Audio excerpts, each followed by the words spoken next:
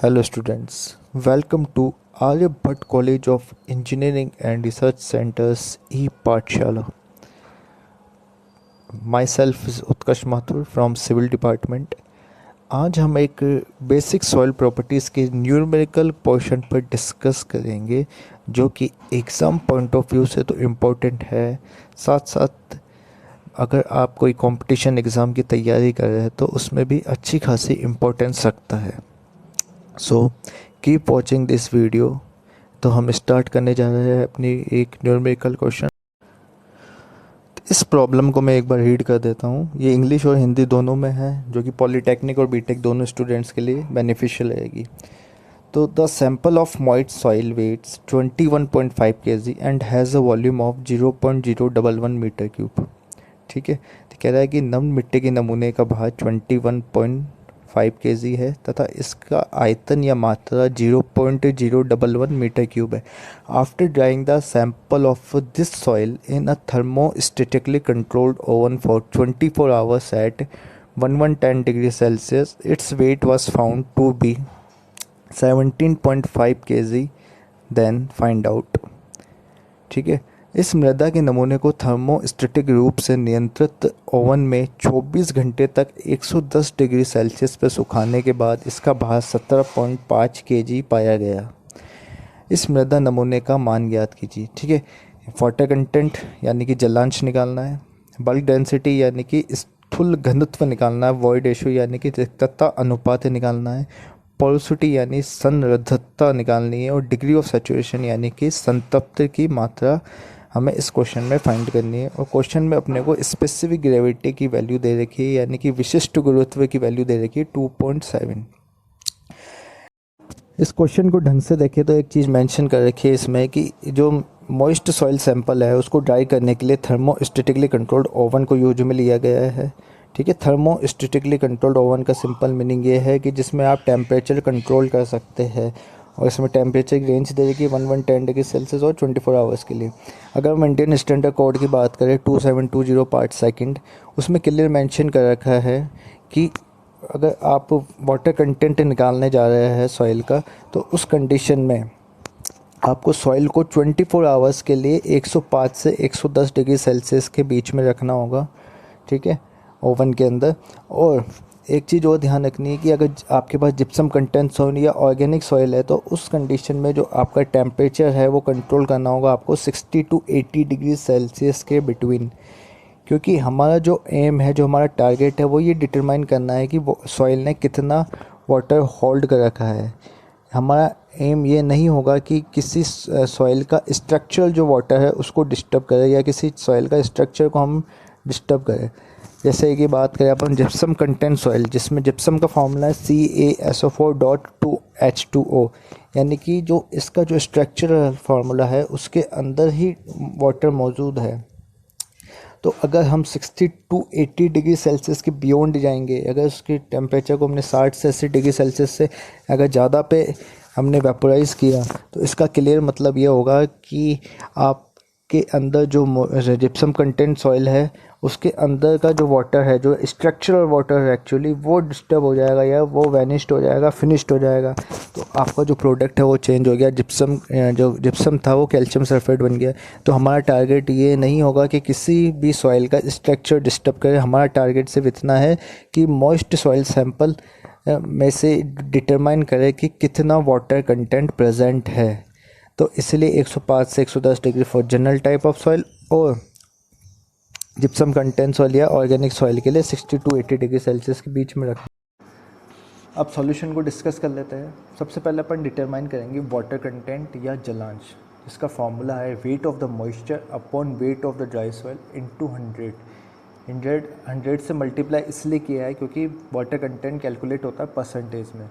ठीक है, तो weight of the moisture find out करने के लिए आपको weight of the moist soil sample और weight of the dry soil sample को माइनस करना पड़ेगा। ठीक है, तो अपन ने 21.5 में से 17.5 को माइनस कर दिया। ठीक है, तो अपने पास वेट ऑफ द मॉइस्चर निकल के आया वो है 4 kg। ठीक है, तो वाटर कंटेंट जो अपने पास कैलकुलेट करेंगे तो 4/17.5 × 100 which is equal to 22.86%। Now second term है बल्क डेंसिटी और यूनिट वेट गामा, जिसको अपने को डिटरमाइन करना है। सिंपल फार्मूला होता है इसका, wait of the moist soil sample upon volume of the soil sample. अब ये चीज़ ध्यान रखनी है, जब भी बल्क डेंसिटी कैलकुलेट करेंगे हमेशा wait of the moist soil sample आएगा, ना कि wait of the dry soil sample. क्योंकि बल्क डेंसिटी अपन कंसिडर करते हैं जब अपन सॉइल नेचुरल कंडीशन में जो सॉइल लेके आ रहे हैं उसको अपन उसका वेट अपन कैलकुलेट करते हैं, और जो नेचुरल कंडीशन में जो सॉइल आती है उसमें कुछ ना कुछ परसेंटेज मॉइस्चर प्रेजेंट होता है। इसीलिए अपन इस कंडीशन में weight of the moist soil sample अपन volume of the soil sample अपन रखते हैं। तो weight of the moist soil sample question में दे रखा है 21.5 kg, वॉल्यूम दे रखा है 0.011 मीटर क्यूब, ठीक है, which is equal to 1954.55 kilogram per metre cube. यानी बल्क डेंसिटी जो निकल के आई वो निकल के आई है आपकी 1954.55 किलोग्राम पर मीटर क्यूब। अपन ने अब बल्क डेंसिटी कैलकुलेट करने के बाद नेक्स्ट अपने को कैलकुलेट करना है ड्राई डेंसिटी, ठीक है। ड्राई डेंसिटी निकालने के लिए अपन गामा डी, सिंपल जो फॉर्मूला होता है ड्राई डेंसिटी का, dry wait of the soil sample upon volume of the soil sample.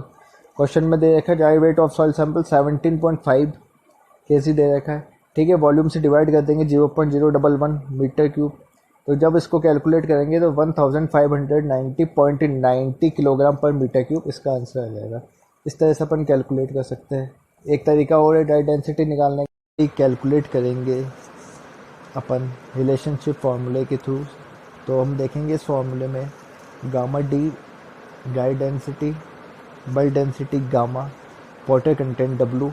इसमें जब रिलेशनशिप अपन स्टेबलाइज करते तो एक फार्मूला बन के आता है gamma d is equal to gamma upon 1 plus W.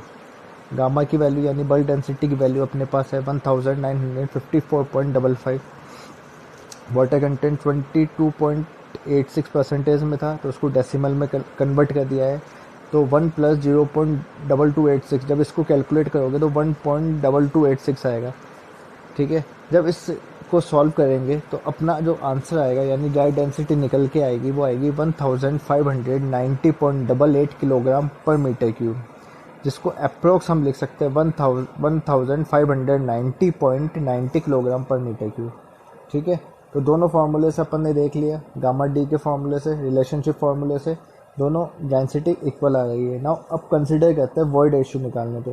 तो वॉइड रेशियो का जो जनरल फार्मूला होता है वो होता है volume of the voids upon volume of soil solid, ठीक है, V upon V. Now relationship के थ्रू अपन फार्मूला कैलकुलेट करेंगे। इसमें वॉइड रेशियो निकालना है, ई निकालना है, ठीक है।